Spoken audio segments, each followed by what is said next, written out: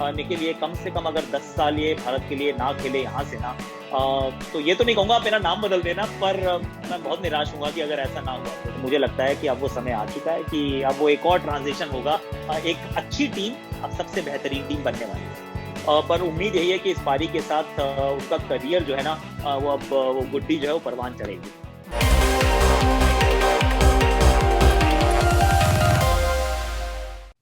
तो आकाश, क्योंकि भारतीय टीम ने ये जो मुकाबला ऐसे जीता जैसे टेस्ट क्रिकेट नहीं, वो 2020 क्रिकेट खेल रहे थे, तो हमने सोचा आपके साथ भी थोड़ा 2020 खेल लें। बाद के बड़े पॉइंट्स तो आएंगे, लेकिन ये है रैपिड फायर, ठीक है? एक शब्द में आपको जवाब देना है। सबसे पहला, क्या ये भारत की सबसे बड़ी टेस्ट सीरीज जीत है? जी।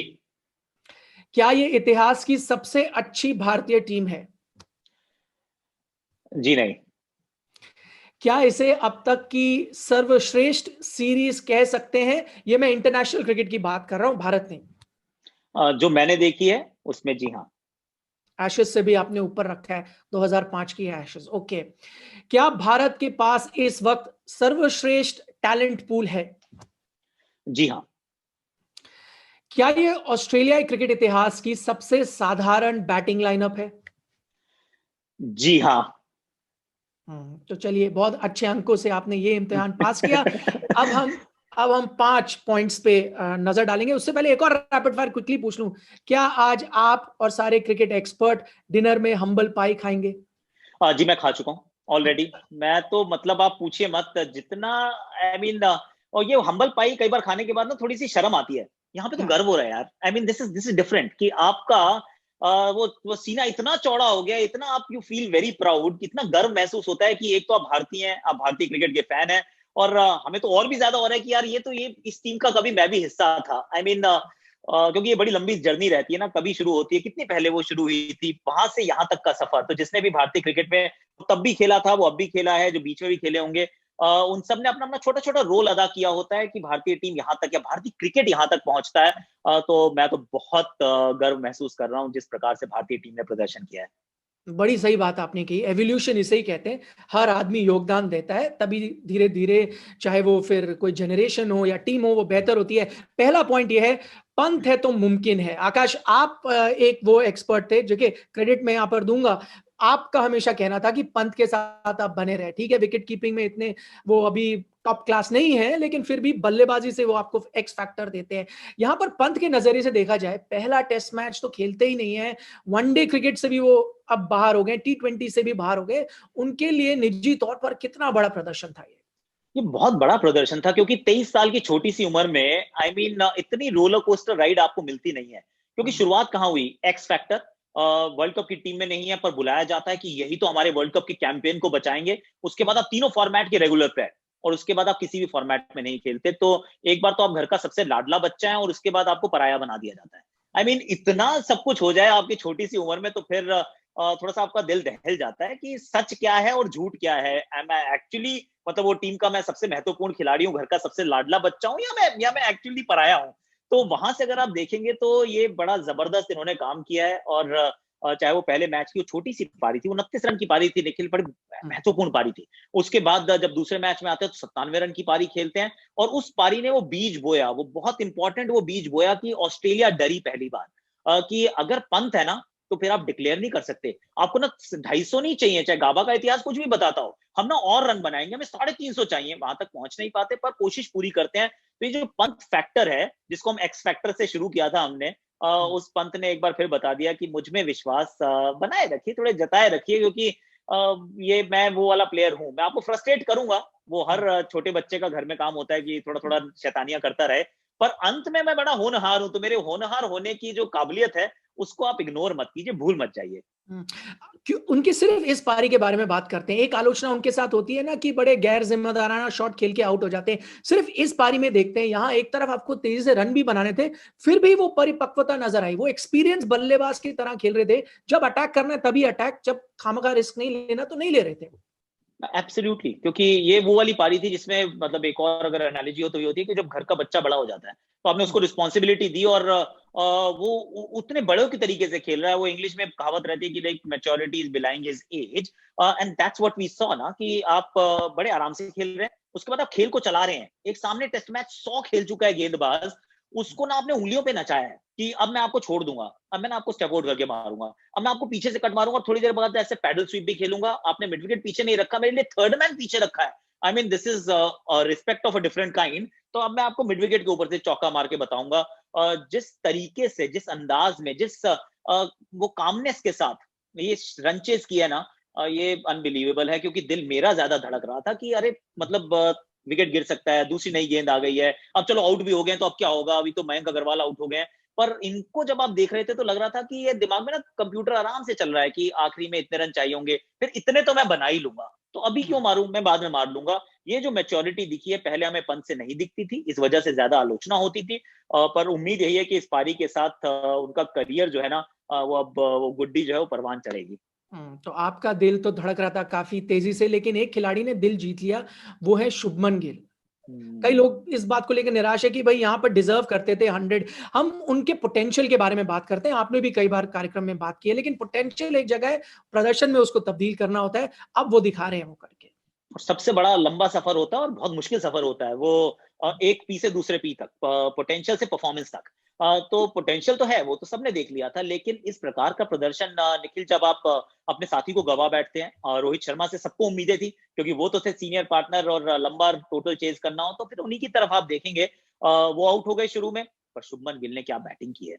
और ये आसान पिच नहीं है, सामने जो है वो वर्ल्ड का बेस्ट अटैक है। और उसके बाद हर तरीके के सवाल पूछे गए, उन्होंने अडेप्ट करके भी बताया।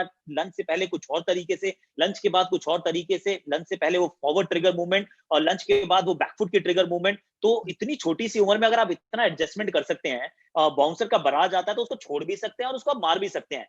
आई मीन स्पिन जब नेथन लायन डाल रहे हैं तो उनको आप इतने आराम से खेल रहे हैं एज इफ की रणजी ट्रॉफी का मैच चल रहा हो। ये जो क्वालिटी देखी, जो हमने उनका कामनेस देखा, जो उनका पोटेंशियल देखा, और जो अब उसका उसको प्रदर्शन में तब्दील होते हुए देखा, निखिल, ये कम से कम अगर 10 साल ये भारत के लिए ना खेले यहाँ से ना, तो ये तो नहीं कहूंगा आप मेरा नाम बदल देना, पर मैं बहुत निराश हूंगा कि अगर ऐसा ना हुआ तो। आई एम प्रीटी श्योर कि ये फ्यूचर बैटिंग सुपरस्टार है, जिसको हमने वो नन्हे कदम लेते हुए देखा है। वो तो फ्यूचर सुपरस्टार है, हम करंट सुपरस्टार की बात करेंगे। वो है रॉक सॉलिड पुजारा। मैं जानबूझ के उनको सुपरस्टार कह रहा हूं क्योंकि कई लोग कहते हैं ना कि अरे इनकी क्या जरूरत टीम में। आज जब वो 200 गेंदें खेली हैं, शायद उंगली में फ्रैक्चर भी आ गया, अभी तो स्कैन के लिए जाएंगे, फिर भी वहां पर खड़े रहे, लगातार 2 टेस्ट मैचों से देख रहे हैं। आज उन्होंने दर्शाया कि इस टीम में पुजारा का महत्व क्या है। पुजारा का तो जी महत्व इतना ज्यादा है, अगर आप अभी से भी पीछे चले जाएं कि सिडनी का टेस्ट मैच ड्रॉ हुआ तभी आप ये श्रृंखला जीत पाए। अगर वो मैच ही हार जाते तो बात ही खत्म थी। तो 2-1 से आप हार के यहाँ पहुंचते, शायद उतना आपका मनोबल भी ध्वस्त हो जाता और इस मैच में आप जीत नहीं पाते शायद, क्योंकि ऐसा होता है, चीजें बहुत बदलती हैं। तो वहां पर पहली इनिंग्स में उनकी आलोचना हुई थी, अरे बहुत धीमा खेलते हैं, 50 बनाया। फिर दूसरी इनिंग में उन्होंने 50 बनाया तो लोगों ने तारीफ करनी शुरू की कि अगर ये नहीं होते तो शायद ड्रॉ नहीं होता। हालांकि अंत में अश्विन और हनुमा विहारी थे, पर पुजारा के वो बहुत सारी गेंदें ना खेलने के, अगर वो नहीं खेलते तो उसके बिना वो ड्रॉ अप नहीं कर पाते। अब यहाँ पर भी ये इंश्योरेंस पॉलिसी है, और इंश्योरेंस पॉलिसी चाहिए होती है कि जिस दिन बारिश पड़ेगी उसी दिन तो छतरी की काम आती है, कि छाता तभी चाहिए होता है आपको। तो जब तक पुजारा क्रीज पर है ना निखिल, मुझे लगता है इस टीम के अंदर विश्वास है कि हम ना मैच हारेंगे नहीं। ये खिलाड़ी एक तरफ खड़ा रहेगा, अगर वो खड़ा है तो मैं अपनी गेम खेल सकता हूँ। शुभमन गिल की तरह, पंत की तरह, मयंक अग्रवाल अपने तरह से, और अजिंक्य रहाणे भी सोचते हैं कि चल मैं भी अग्रेसिव हो जाता हूँ। अगर ये पुजारा ना हो ना दूसरे छोर पर, तो आज भी शायद आप अगले झांक रहे होते, आज भी शायद आप ये ढूंढ रहे होते कि क्या मैच बचा सकते हैं, क्योंकि 2 विकेट ना जल्दी गिर गई हैं। लेकिन जब तक पुजारा रहते हैं तब तक सामने वाली टीम के हौसले पस्त रहते हैं, और आपकी टीम का जो माहौल है थोड़ा सा स्वस्थ रहता है। हम्म। चौथा पॉइंट ये, और ये सवाल ही है, क्या ये भारतीय क्रिकेट का एक नया दौर है आकाश? क्योंकि 2001 सीरीज पे मैं जाता हूं, वो भी ऐतिहासिक सीरीज थी। उसके बाद जैसे तस्वीर सी बदल गई भारतीय क्रिकेट की। क्या ये भी वही एक ऐसा मोमेंट है, एक नया दौर शुरू होता नजर आ रहा है आपको? लैंडमार्क मोमेंट है, बिल्कुल ठीक कहा आपने, और अच्छा आपने वो एनालॉजी भी दी, क्योंकि वो जो आपने एग्जांपल दिया वो 2001 का, 2001 के बाद ना वो बिलीफ आया था, और उसके बाद आप पाएंगे वो 2003 में, आप 2002 में आप इंग्लैंड जाते हैं, वहां पे ड्रॉ करते हैं, उसके बाद आप ऑस्ट्रेलिया जाते हैं, वहां पे ड्रॉ करते हैं, फिर पाकिस्तान में जाके आप जीतते हैं। सडनली आपकी ना वो जीत का सिलसिला शुरू हो जाता है। क्यों? क्योंकि एक वो बिलीफ आ जाता है। अब इस टीम में मेरे विचार में, अब ये 2021 20 21 की जो हमने टीम देखी है, इसके उस दौर की शुरुआत हो रही है जिसमें अब ये विश्व की सबसे बेहतरीन टेस्ट टीम बनेगी।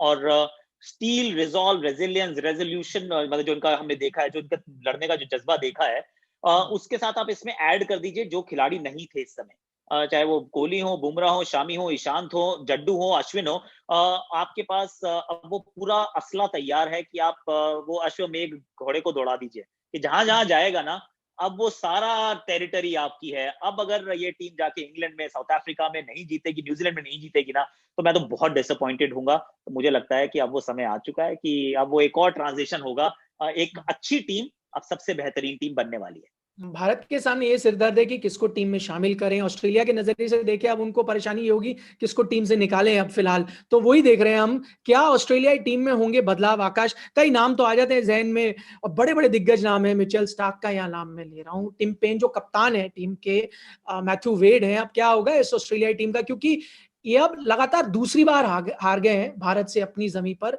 जो आसान नहीं होगा किसी भी टीम को लेना।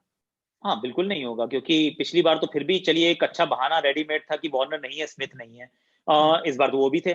तो अब क्या बहाना है? अब तो सामने वाली टीम में कोहली नहीं है, शामी नहीं है, बुमराह नहीं है, भुवी नहीं है, अश्विन नहीं है, जाडेजा नहीं है। वो लिस्ट जो नहीं खेलने वालों की खेलने वालों से ज्यादा लंबी थी। तो यहाँ अब कैसे हार गए आप? तो थोड़ा-सा चिंतन मनन ज़रूर होगा, पर ज़्यादा बदलाव होंगे नहीं निखिल। वो इस वजह से नहीं होंगे कि अगर मैं आपको एक विकल्प दूँ या आपसे एक सवाल पूछूँ कि चलिए टिम पेन को कप्तानी से हटा देते हैं, किसको बनाएँगे आप कप्तान? क्योंकि स्मिथ और वार्नर तो बन नहीं सकते, तो फिर आप किसको बनाएँगे कप्तान? क्या आप मानस लाबुशेन के पास जाएँगे? आपके पास कोई कप्तानी का कैंडिडेट बचा ही नहीं है। आपकी टीम अभी उतनी तैयार हुई ही नहीं है, तो फिर इस समय थोड़े से हाथ बंधे हुए हैं। बहुत ज़्यादा टैलेंट नीचे से निकल कर भी नहीं आ रहा है, जो हमें ऑस्ट्रेलियन फॉर्मर क्रिकेटर्स बताते हैं। भारतीय टीम में तो फिर शुभमन गिल आ गए, मोहम्मद सिराज आ गए, वाशिंगटन सुंदर आ गए। पृथ्वी शॉ का बल्ला नहीं चला, पर वो भी होनहार हैं। मयंक अग्रवाल पिछले 1.5-2 साल से बहुत अच्छा खेल रहे हैं। तो भारतीय टीम में तो बहुत सारे पॉजिटिव्स हैं और वो नीचे से टैलेंट निकल कर आ रहा है। शायद मौका हम नहीं दे पा रहे हैं उनको उतने। सामने वाली टीम तो मौके दे पा रही है, पर वो मौके को भुनाने वाले खिलाड़ी नहीं है। तो कहते हैं वो shoe is in the other foot. पहले हम ऑस्ट्रेलिया को देखते थे जिस तरीके से, आज ऑस्ट्रेलिया देख रही है भारत को बिल्कुल उसी अंदाज से कि देखिए जी आपके पास तो बहुत कुछ है, हमारे पास ना थोड़ी सी कमजोरियां ज्यादा है। एक ही कैंडिडेट नज़र आ रहा है अगर कोई ऑस्ट्रेलियाई कप्तान बनेगा तो पैट कमिंस शायद वही है जो लगातार प्रदर्शन कर रहे हैं। आखिरी सवाल इससे पहले कि मैं आपको जाने दूं, क्योंकि आपने कहा ना सर्वश्रेष्ठ टीम नहीं है, जल्दी से बता दें कौन सी है आपके मुताबिक। देखिए मेरे विचार में वो जो सौरव गांगुली की टीम थी वो सबसे बेहतरीन टीम थी आज तक की टेस्ट क्रिकेट में। और उस टीम में कुछ समय तक के लिए मैं हिस्सा था, मैं भी उसका हिस्सा था, इसलिए नहीं कह रहा हूँ। मेरे बाद जैसे गौतम गंभीर है, और गौतम गंभीर के साथ जब वीरेंद्र सहवाग ओपन कर रहे थे, I think one of the finest opening partnerships वो उन दोनों के बीच में हुई, दोनों हमारे दिल्ली वाले दोस्त। उसके बाद राहुल द्रविड़, सचिन तेंदुलकर, वीवीएस लक्ष्मण, सौरव गांगुली, इससे बेहतरीन आपको क्या टॉप 6 मिल सकते हैं? मेरे विचार में नहीं। फिर उसमें धोनी भी जुड़ गए थे। अब वहां पे धोनी भी जुड़ जाए, फिर हरभजन सिंह और अनिल कुंबले हो, जहीर खान के साथ आपके पास फास्ट बॉलर्स के 3-4-5 ऑप्शन हो, तो फिर आप कहेंगे वो टीम ना, इस टीम से मैन टू मैन अगर आप मार्किंग करेंगे तो बेहतर थी। पर ये टीम, वो जो टफनेस दिखाई है इस टीम ने, वो आप जरूर कह सकते हैं कि आज से पहले इस प्रकार की टफनेस किसी भारतीय टीम ने ऑस्ट्रेलिया में जाके नहीं दिखाई होगी। चलिए, वो थी सर्वश्रेष्ठ टीम, ये थी सर्वश्रेष्ठ जीत भारतीय टीम की, जहां तक हम बात करें। आकाश, बहुत बहुत शुक्रिया हमारे से चर्चा करने के लिए इस ऐतिहासिक दिन में। और मैंने कार्यक्रम की शुरुआत एक दरख्वास्त के साथ की थी, आप लोगों से अंत भी करूंगा, और ये दरख्वास्त है बीसीसीआई से कि एक ओपन बस परेड आप जरूर करें इस टीम के लिए। वर्ल्ड कप जीत के आती तभी क्यों, ये वर्ल्ड कप जीत से कुछ कम नहीं है जिस तरह से इन्होंने प्रदर्शन किया। आप देख रहे थे ESPN क्रिक इन्फो मैच डे। अब आपसे मुलाकात होगी जब भारत और इंग्लैंड की टेस्ट सीरीज आएगी। तब